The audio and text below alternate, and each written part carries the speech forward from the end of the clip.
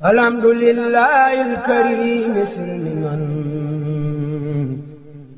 على استقالي بفرود وسنن. أعوذ بالله من الشيطان الرجيم. بسم الله الرحمن الرحيم. أرأيت الذي يكذب بالدين فذلك الذي يطعم اليتيم ولا يهود ولا طعام المسكين فويل للمصلين الذين هم عن صلاتهم ساهون الذين هم يراءون ويمنعون الماعون. صدق الله العظيم.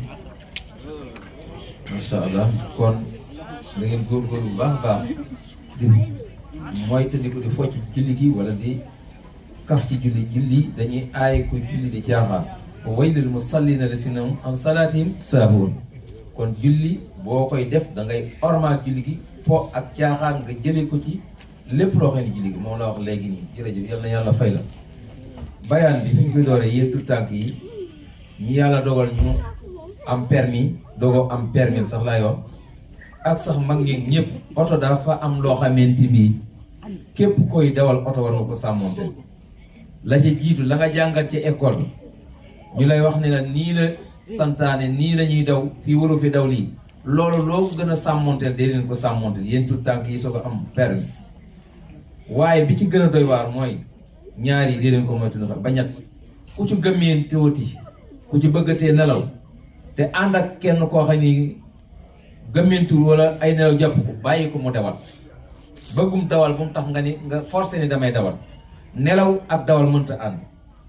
ñaareel ba di dawal di wuyu téléphone wala di wax téléphone di leen ko moytandiku. ñetteel ba nag ñu ci bari mën na leen a dal moo xam da ngay déglu musique wala ngay déglu sax xasida doon koo xam ne da ngay concentré wu lu bari ci xasida gi wala musique bi. loolu bu fekkee da ngay doon nit ku mel noonu rek moytandiku di dawal oto di taal sa oto di déglu yu mel noonu ndax mën ngaa concentré wu ci li ngay déglu ba sa xel duutu nekkati ci li ngay dawal te loolu mën naa andi leneen.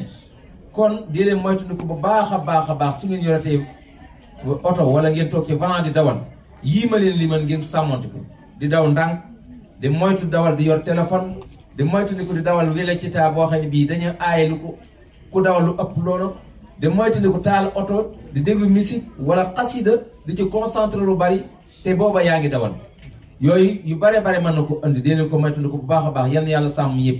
ak itam ngeen sàmmonteel oto ak lu mu mën di doon bëggul sobe waaye oto moo ci rawati dee leen góorgóorlu ku ci toog ci oto bala ngaa toog nga dem jàppi soo ko defee mën na laa protéger luy bari ci ay gàllankoor yoo xam ne mën naa bàyyi ko ci oto.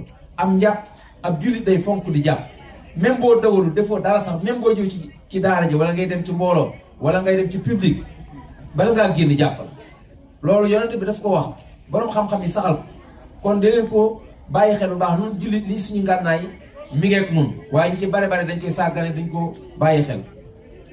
ñaareelu bayaan bi mooy léeg-léeg dañuy seetlu ñaar ñoo xam ne dañuy taxaw di julli kii di jiite kii topp ci moom léegi keneen ñëw dugg si bëgg a bokk ci julli googu foofu li ma bëgg a wax foofu mooy imaam bi jiite warut a dox di jëm ci kanam. ñaar bu ñu taxawee di julli nii yow nga dugg si bëgg a bokk ci mbooloo moom imaam moom bu xasee taxaw warut a dox.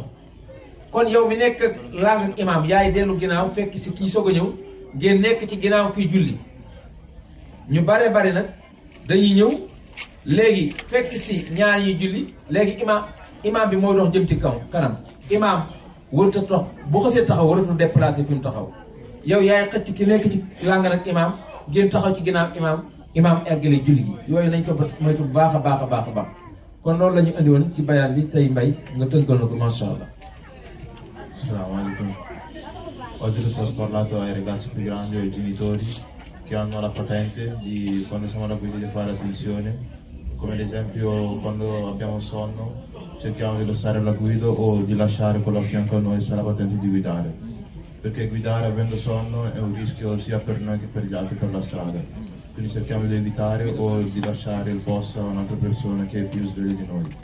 Anche quando siamo cercare di non rispondere al telefono, o di parlare al telefono, perché se sappiamo quanto costa la patente e se trovate un poliziotto vi prendono la patente. Quindi cerchiamo di evitare questi comportamenti in macchina, o anche di ascoltare la musica o la capacità e di concentrarci troppo su quello e dimenticarci che siamo alla guida di una macchina che ci porta tanti rischi.